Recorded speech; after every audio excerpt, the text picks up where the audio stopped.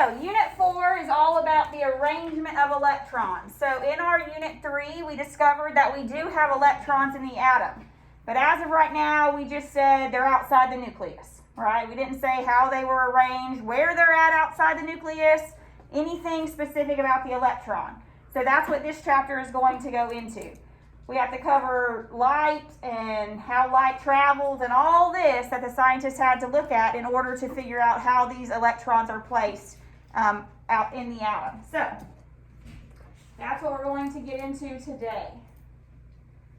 So properties of light. First off, we have to talk about the wave description of light. So light exhibits electromagnetic radiation. What that is a form of energy that exhibits wave-like behavior as it travels through space. So as light travels, it moves in wave-like behavior, okay? So we're going to be discussing that today. How do we know? What does wave-like behavior mean? That means that we know that light has reflection. You know that if you look into the pond and light is shining into a pond, you see the reflection of the light coming back off. Light exhibits refraction. Okay, what that means is as it's traveling, it refracts and goes at a different angle, not always straight back at you, which a reflection would be, okay, depending on where the light hits on the wave. And then also interference. What that means is as you're maybe looking into a pond and you see the light hit, it doesn't always bounce back in a very clear image, right? Sometimes it's distorted. Sometimes there's going to be interference, which means the light won't be bouncing back if something gets in between the light and whatever surface that is trying to reflect off of. So those are three properties of light.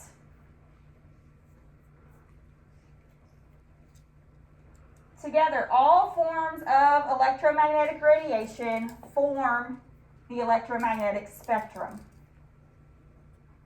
You might have heard of the electromagnetic spectrum before. Okay, we're going to look at that briefly and discuss the different types of waves.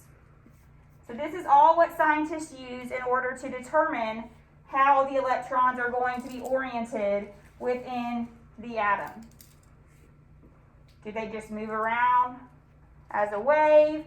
Do they move continuously?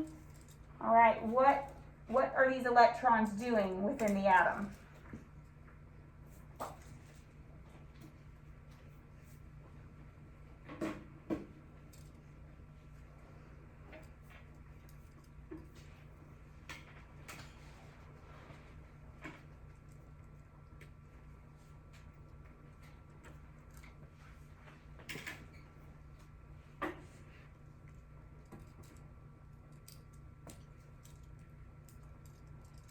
Let's look at the different types of electromagnetic radiation.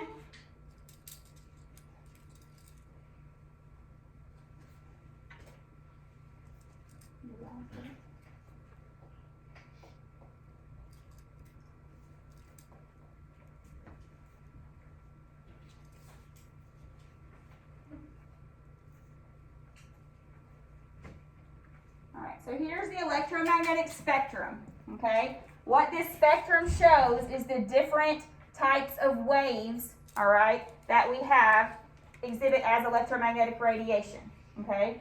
We have radio waves. This shows the wavelength, all right, 10 to the third in meters, all the way 10 to the negative 12, all right? We know negative exponent means it's very, very small, okay? So we have larger wavelengths here, all the way to very, very, very short wavelengths. So we have radio waves, all right? That's waves, obviously, that we can hear through sound, okay? Our ears can pick up at wavelengths between 10 to the third and about 1 meter.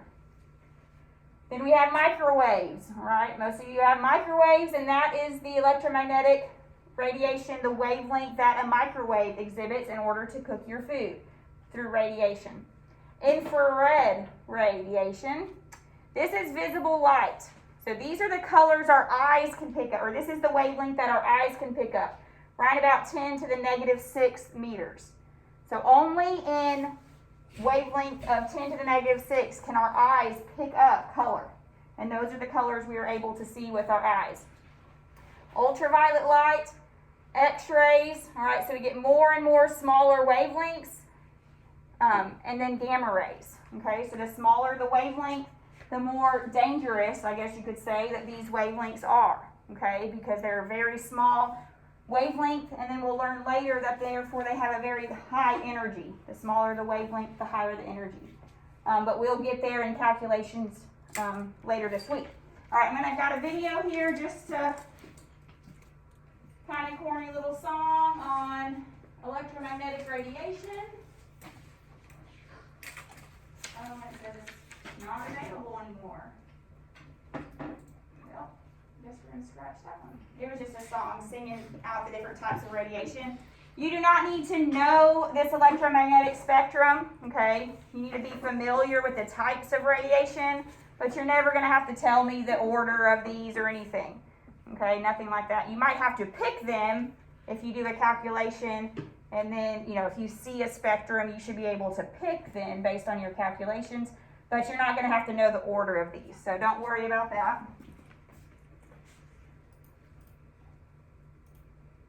So here's the visible light. I just kind of blew this up just from this area that I told you about earlier. It was 10 to the negative 6 meters was about the visible light range. So in nanometers, most of the time we'll see visible light in nanometers, which would be between 400 and about 800 nanometers. So this is the wavelength, once again, that our eyes can see. Okay, when we see things in this wavelength, that's what allows color to be seen.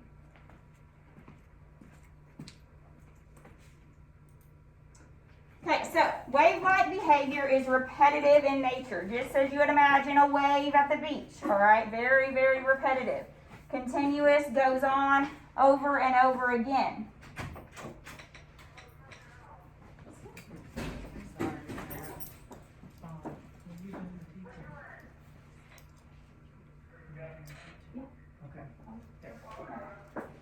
I tried to call, but something's wrong with the phone. I'm not hearing any. Yeah, I can't. It's anything somebody or so bells weird or- noise, and I couldn't get you.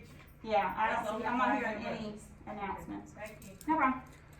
All right, so wavelength or wave-like behavior is very repetitive in nature. Okay, the wave just continues over and over and over again.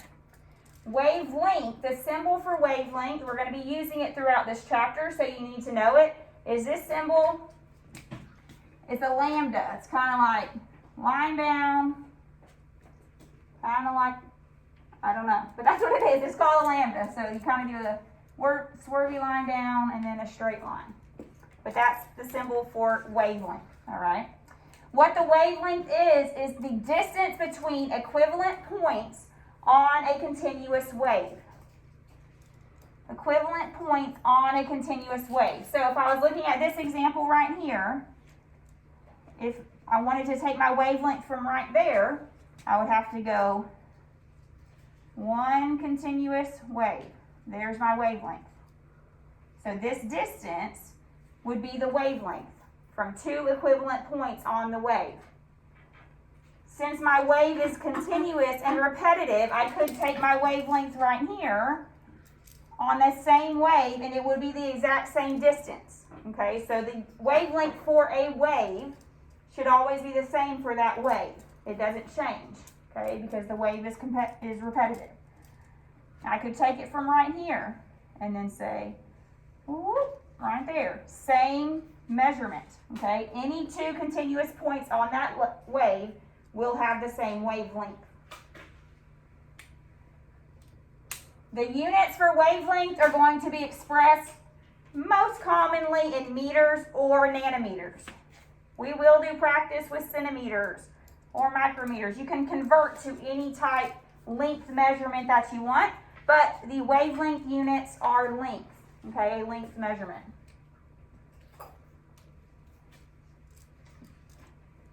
Frequency is the other term you need to know for today. Frequency is the number of waves that pass a point in a given amount of time. The number of waves that pass the point in a given amount of time.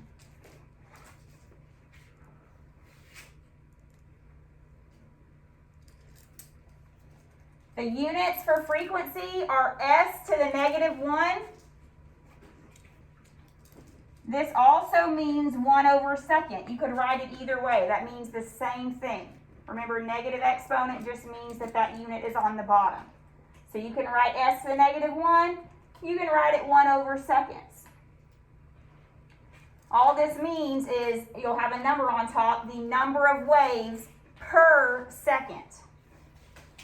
Okay, because that's the definition for frequency. How many waves are going to pass in a given amount of time? So it's per second. How many waves in 1 second?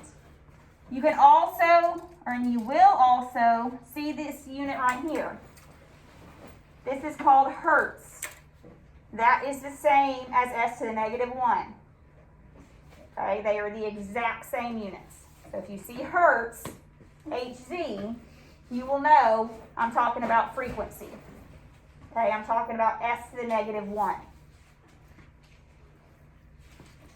The way you figure out frequency, let's say if I'm taking this wave, for example, and I start right here, I would just count. Let's say this is 1 second of time. So all you would do will say how many times does this wave pass in my time frame.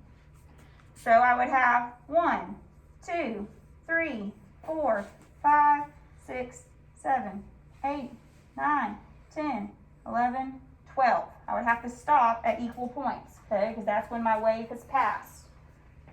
So for example, the wavelength for this would be 12 per second.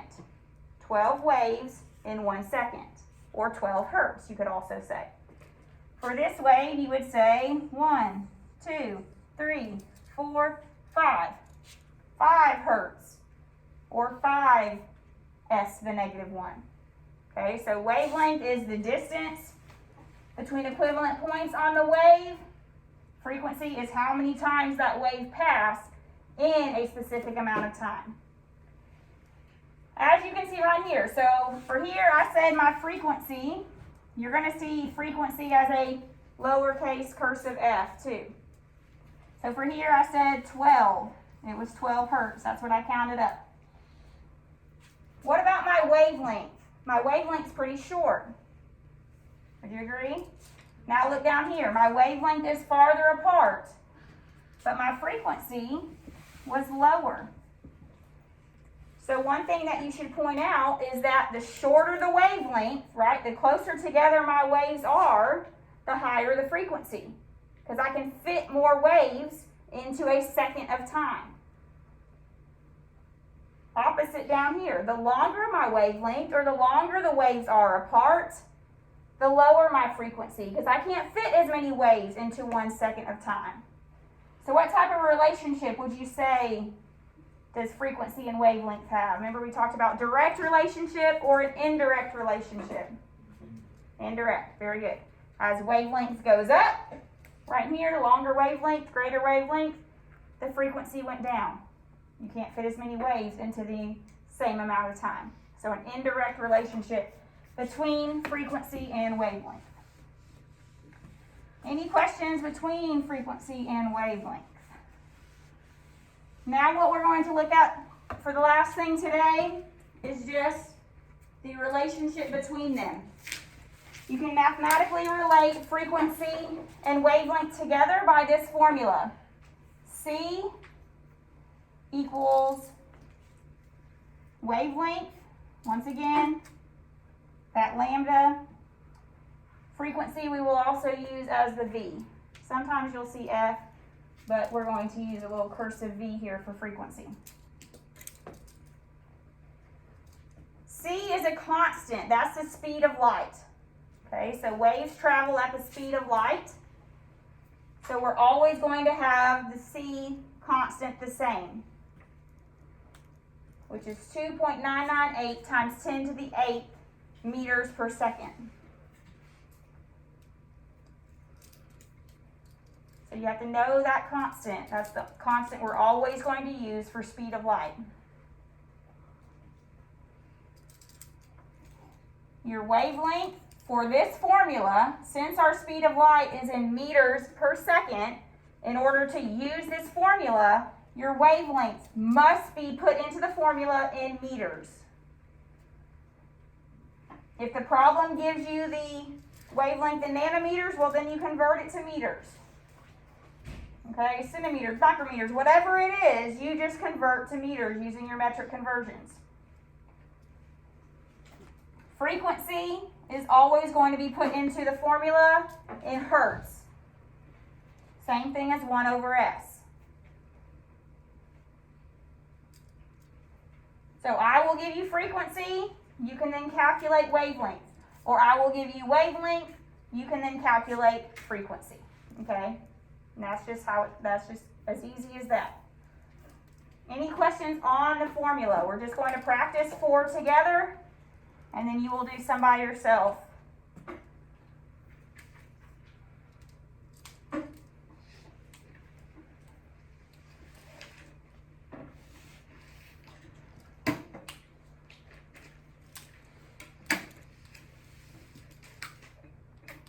Any questions? Okay, let's do the practice together. What is the frequency of green light, which has a wavelength of 4.90 times 10 to the negative 7th meters? All right, so you got to know your formula. C equals wavelength times frequency. I know C, okay? C is always a constant. 2.998 times 10 to the 8th meters per second.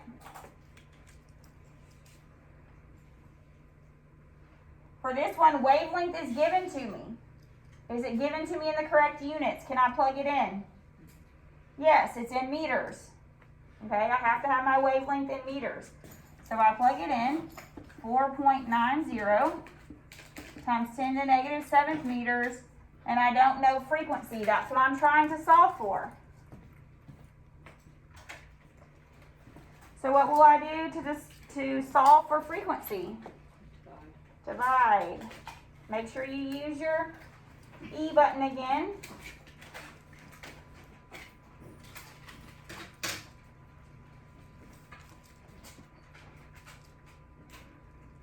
You should get frequency equal to, how many sig figs should I have in my answer? 3, very good. Always base it on your givens. You have 3 sig figs here. Therefore, your answer should have 3 sig figs. So 6.12 times 10 to the 14th. Anybody remember those units for frequency? Hertz. You can put hertz. You can put 1 over S. You can put S to the negative 1. Okay, any of those units are adequate. Could you listen for them? Thank you. Okay. Are adequate for your frequency. Okay? Pick any of them, stick to it. Okay? Just whatever you like best. But any of those are acceptable. Seconds are not acceptable. That's time. Okay? Frequency is 1 over seconds. How many waves in 1 second? Okay? So seconds is not okay. But these are all. Good. Okay, the next one says an X-ray has a wavelength of 1.15 times 10 to the negative 10th millimeters. What is its frequency? All right, so we're using our formula because we know C, we know wavelength, so therefore we're solving for our frequency. So I can plug in my C, 2.998 times 10 to the 8th meters per second. Can I plug in my wavelength into the problem? No. Why not? Very good. It's in millimeters. I need it in meters. So, over to the side, I will just convert millimeters to meters. So I have 1.15 times 10 to the negative 10th millimeter. Since I have millimeters on top, millimeters should go on the bottom. And I can go to meters on top. What's bigger? Meter, 1,000 millimeters. So this time I will divide.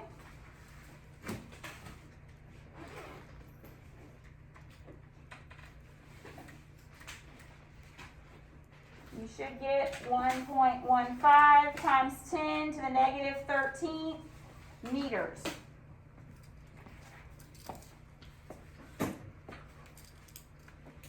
Now I can plug that in.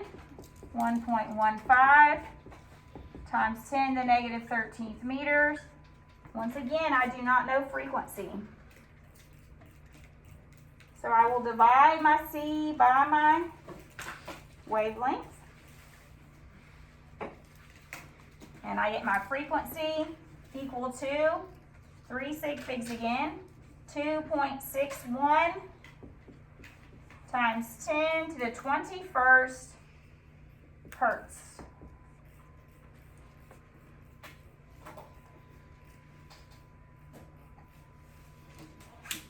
Any questions on this? All right, we're going to do 2 more together.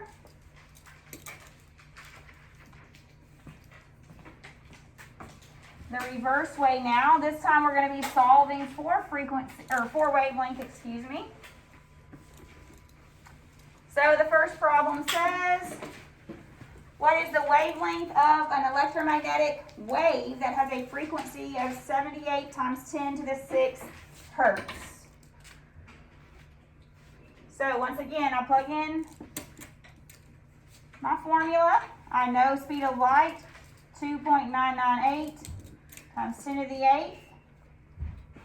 I do not know wavelength. That's what I'm going to be solving for. Can I plug this frequency directly into the problem? Yes, it's in hertz. Those are the units that we want. So plug it in.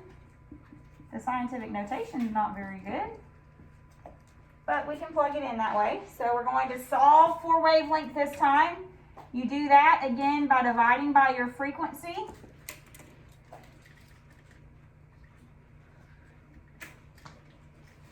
And you would get 3.8, well, that's it, 2 sig figs, 3.8 units for wavelength should be meters.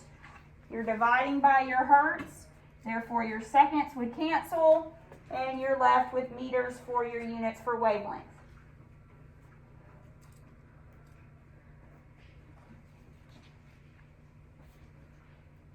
Any questions on that?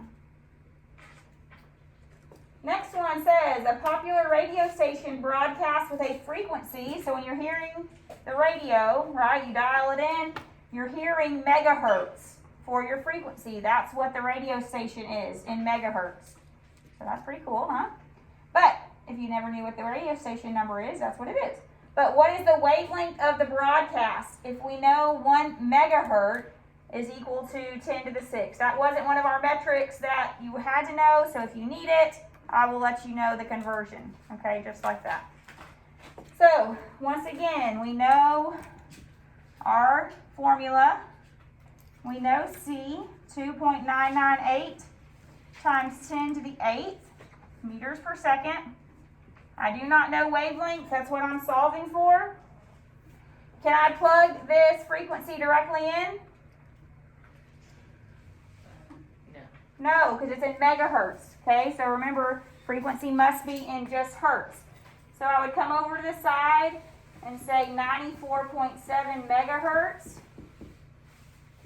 And then you will use this conversion factor, just like we always have for metrics before. If megahertz is on the top, megahertz needs to go on the bottom. Hertz will go on the top. I'm telling you the conversion factor. So I put 1 with my mega, 10 to the 6th with my hertz. When I plug this in, this is really 1 times 10 to the 6th.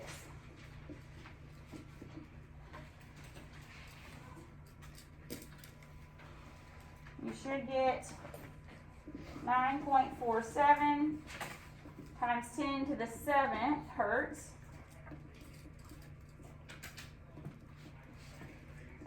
Now can I plug that frequency in? Yes, it is in the correct units. Now I can divide to solve for my wavelength.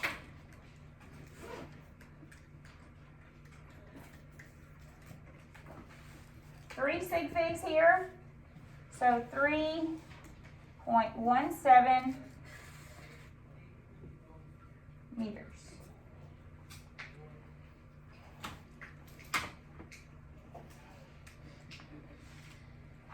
Any questions on this?